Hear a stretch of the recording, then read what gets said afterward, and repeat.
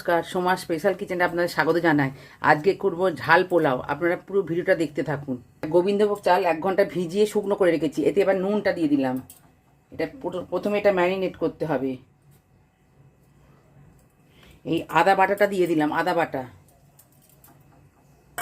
ধনে গুঁড়ো, জিরে গুঁড়ো, লঙ্কা গুঁড়ো, চিনিটা আমি গুঁড়ো করে নিয়েছি। আচ্ছা, এইটাতে নারকেলটা বেটে নিয়েছি, নারকেল বাটা। আর এই একটু অল্প করে একটু হলুদ। আচ্ছা, এইগুলো দিয়ে আমি একটু মাখিয়ে নেব।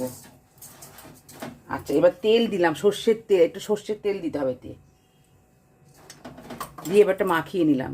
আচ্ছা, এটা আমার মাখানোটা হয়ে গেছে। এবার আমি এটা ঢাকা দিয়ে 1/2 ঘন্টা রেখে দেবো। আচ্ছা, এবার কড়াটা আমার গরম হয়ে গেছে। এতে একটু সাদা তেল দিলাম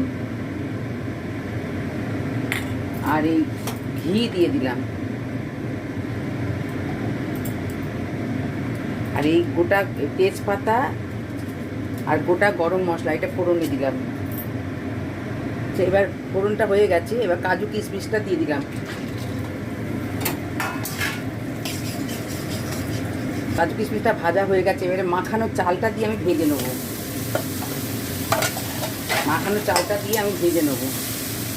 আচ্ছা, এটা আমার ভাজা হয়ে গেছে। এবার আমি এতে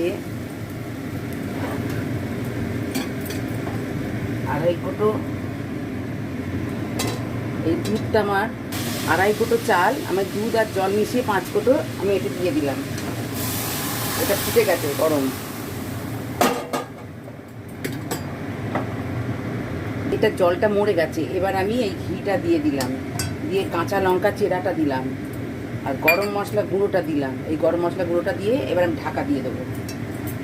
এই নেড়ে আমি ঢাকা দিয়ে দেবো।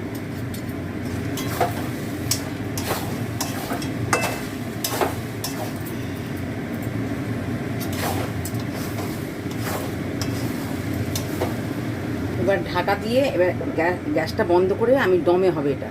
আচ্ছা, ঢাকাটা খুলে আমি একটু নেড়ে দেবো। এই দেখুন হয়ে গেছে, একটু নেড়ে দেবো।